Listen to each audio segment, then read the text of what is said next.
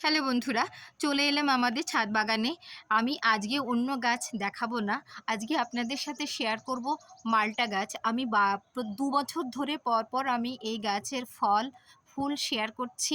আপনারা আমাকে অসংখ্য ভালোবাসা দিয়েছেন, কিন্তু আজকে আমি দেখাচ্ছি, খুব কাছে নিয়ে দেখানোর চেষ্টা করছি। দেখুন, এতটা ফুল এসেছে এবং সাথে ছোট ছোট মালটা বা লেবু। তো এই যে লেবুগুলো সব দাঁড়াবে কিনা জানি না, কিন্তু এর গাছে আমরা জল দেওয়ার চেষ্টা করি, গোড়াতে জল থাকে, ভেজাও থাকে, এবং টাইমলি এবার আমরা কাটিং করেছিলাম। তো ঠিকঠাক টাইমে কাটিং করলে ফলও ভালো হয়, পাতা ডাল সবই ঠিকঠাকই থাকে, গাছটার স্বাস্থ্য যথেষ্ট ভালো আছে।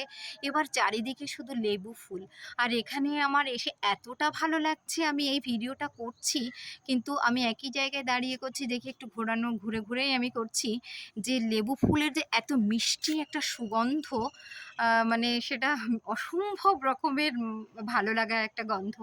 এই যে আপনারা দেখুন, আপনাদের দেখাচ্ছি, আপনাদেরও নিশ্চয়ই ভালো লাগবে। মানে এই সময়টাতে, এই ফাগুন চৈত্র মাস, ফাগুন চৈত্র অবধি থাকবে না, এই মাঘ বা ফাল্গুন মাসের দিকে কি হয়, চারিদিকে লেবু ফুল, সজনে ফুল, এগুলো ফুটে থাকে তো, এবং এদের একটা নিজস্ব সুবাস থাকে। তো সেই সুবাসটা আমাকে তো ভীষণভাবে আনন্দ দেয়, আর মনে হয় যে না, বসন্ত বসন্ত জানান দেয় যে ন্যাড়া গাছ থেকেও ফুল বেরিয়ে আসে।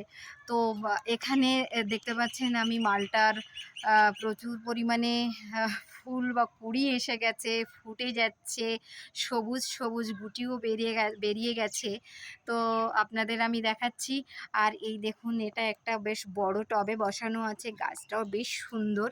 মানে গাছের স্বাস্থ্য ভালো থাকলে গাছ ফল ফুল সবই ভালো হয়।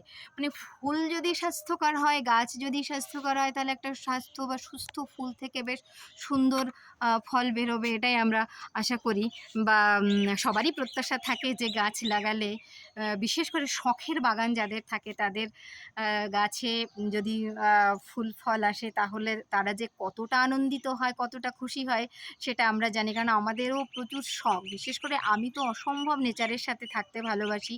মানে আমার কাজ হচ্ছে গাছ, মাছ, পাখি, ফুল, এই সব। মানে আমাদের বাড়িতে মুরগিও আমরা শখ করে পুষেছি, এটা আমাদের যদিও গ্রামের বাড়ি, কিন্তু আমাদের শখের কমতি নেই। মানে থাকুক থাকুক না, সব একসাথে থাকি না মিলেমিশে।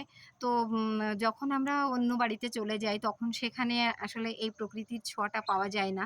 তার জন্য হচ্ছে এখানে যতক্ষণ থাকি শুধু গাছেদের সাথেই থাকি। ঠিক আছে বন্ধুরা, সাথে থাকুন, পাশে থাকুন।